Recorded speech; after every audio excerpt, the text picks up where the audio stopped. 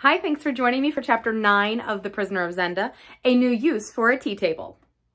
If I were to detail the ordinary events of my daily life at this time, they might prove instructive to people who are not familiar with the insides of palaces. If I revealed some of the secrets I learned, they might prove of interest to the statesmen of Europe. I intend to do neither of these things.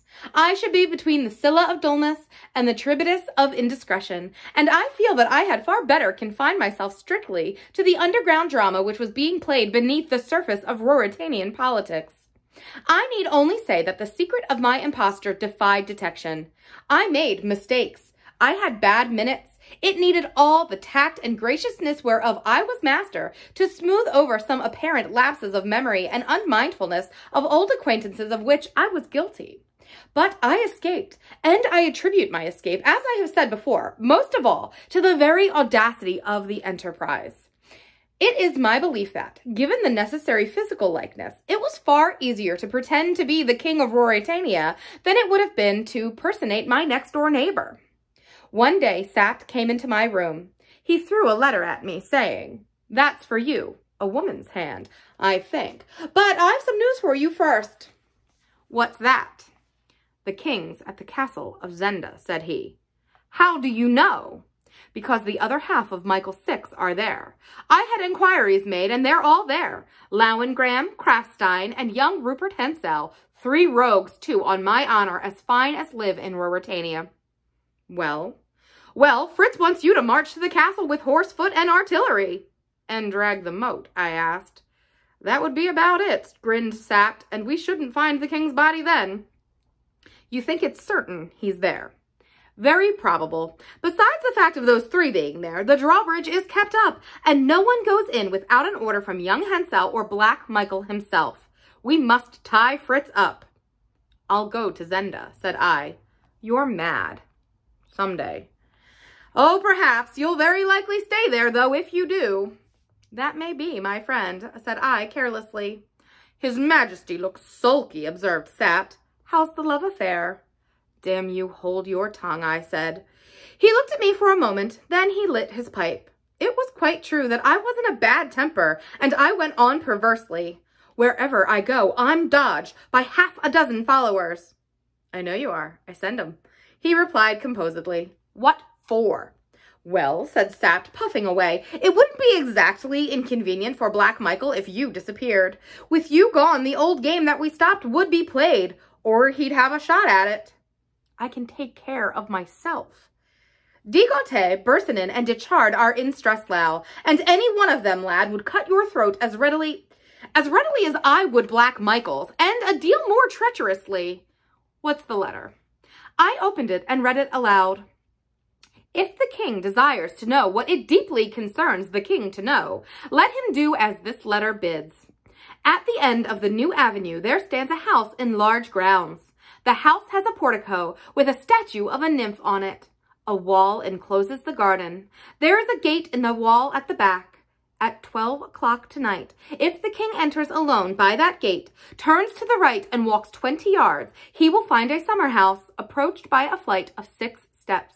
If he mounts and enters, he will find someone who will tell him what touches most dearly his life and his throne. This is written by a faithful friend. He must be alone. If he neglects the invitation, his life will be in danger. Let him show this to no one, or he will ruin a woman who loves him. Black Michael does not pardon." "No," observed Sapt, and I ended, "but he can dictate a very pretty letter." I had arrived at the same conclusion, and was about to throw the letter away when I saw there was more writing on the other side. "Hello, there's some more." "If you hesitate," the writer continued, "consult Colonel Sapt." Exclaimed that gentleman, genuinely astonished. "Does she take me for a greater fool than you?" I waved at him to be silent. "Ask him what woman would do most to prevent the Duke from marrying his cousin, and therefore most to prevent him becoming king. And ask if her name begins with an A." I sprang to my feet. Sapt laid down his pipe. "Antoinette de Maubaume, by heaven!" I cried. "How do you know?" asked Sapt. I told him what I knew of the lady and how I knew it. He nodded. "It's so far true that she's had a great row with Michael," said he thoughtfully. If she would, she could be useful, I said. I believe, though, that Michael wrote that letter. So do I, but I mean to know for certain. I shall go, Sapt. No, I shall go, said he.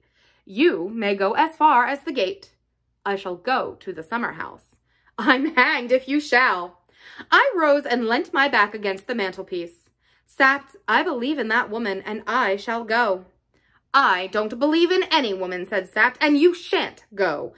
I either go to the summer house or back to England, said I.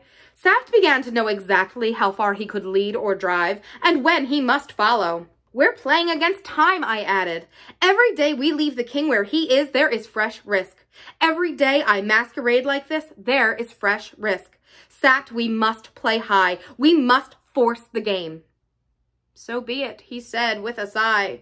To cut the story short, at 11:30 that night, Sapt and I mounted our horses. Fritz was again left on guard, our destination not being revealed to him. It was a very dark night. I wore no sword, but I carried a revolver, a long knife, and a bullseye lantern. We arrived outside the gate. I dismounted. Sapt held out his hand. I shall wait here, he said. If I hear a shot, I'll... Stay where you are. It's the king's only chance. You mustn't come to grief, too. You're right, lad. Good luck. I pressed the little gate. It yielded, and I found myself in a wild sort of shrubbery. There was a grass-grown path, and, turning to the right as I had been bidden, I followed it cautiously. My lantern was closed. The revolver was in my hand. I heard not a sound.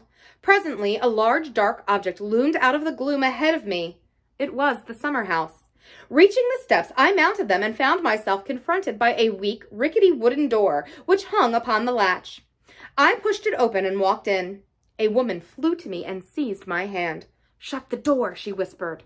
I obeyed and turned the light of my lantern on her.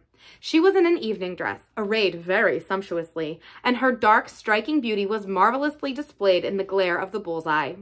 The summer house was a bare little room, furnished only with a couple of chairs and a small iron table, such as one sees in a tea garden or in an open-air cafe. Don't talk, she said. We've no time. Listen, I know you, Mr. Rassendyll. I wrote that letter at the Duke's orders. So I thought, said I. In 20 minutes, 3 men will be here to kill you. 3? The 3? Yes, you must be gone by then. If not, tonight you'll be killed. Or they will. Listen, listen. When you're killed, your body will be taken to a low quarter of the town. It will be found there. Michael will at once arrest all your friends, Colonel Sapt and Captain von Tarlenheim first, proclaim a stage of siege in Streslau, and send a messenger to Zenda. The other 3 will murder the king in the castle, and the Duke will proclaim either himself or the princess, himself if he is strong enough. Anyhow, he'll marry her and become king in fact and soon in name. Do you see? It's a pretty plot, but why, madame, do you... Say I'm a Christian, or say I'm jealous. My God, shall I see him marry her? Now go, but remember, this is what I have to tell you, that never, by night or by day, are you safe. 3 men follow you as a guard, is it not so? Well, 3 follow them. Michael's 3 are never 200 yards from you. Your life is not worth a moment if they ever find you alone. Now go. Stay. The gate will be guarded by now. Go down softly. Go past the summer house, on for 100 yards, and you'll find a ladder against the wall. Get over it and fly for your life. And you, I asked. I have my game to play too. If he finds out what I have done, we shall not meet again. If not, I may yet. But never mind. Go at once. But what will you tell him? That you never came, that you saw through the trick. I took her hand and kissed it. Madame, said I, you have served the king well tonight. Where is he in the castle? She sank her voice to a fearful whisper. I listened eagerly. Across the drawbridge you come to a heavy door. Behind that lies... Hark, what's that? There were steps outside. They're coming. They're too soon. Heavens, they're too soon. And she turned pale as death. They seem to me, said I, to be in the nick of time. Close your lantern. See, there's a chink in the door. Can you see them? I put my eye to the chink. On the lowest step, I saw 3 dim figures. I cocked my revolver. Antoinette hastily laid her hand on mine. You may kill one, she said. But what then? A voice came from outside, a voice that spoke perfect English. Mr. Rassendyll, it said. I made no answer. "We want to talk to you. Will you promise not to shoot till we've done?" "Have I the pleasure of addressing Mr. Dechard?" I said. "Never mind names. Then let mine alone." "All right, sire. I've an offer for you." I still had my eye to the chink. The three had mounted 2 steps more, 3 revolvers pointed full at the door. "Will you let us in? We pledge our honor to observe the truce." "Don't trust them," whispered Antoinette. "We can speak through the door," said I. "But you might open it and fire," objected Dechard. "And though we should finish you, you might finish one of us. Will you give your honor not to fire while we talk?" "Don't trust them," whispered Antoinette again. A sudden idea struck me. I considered it for a moment. It seemed feasible.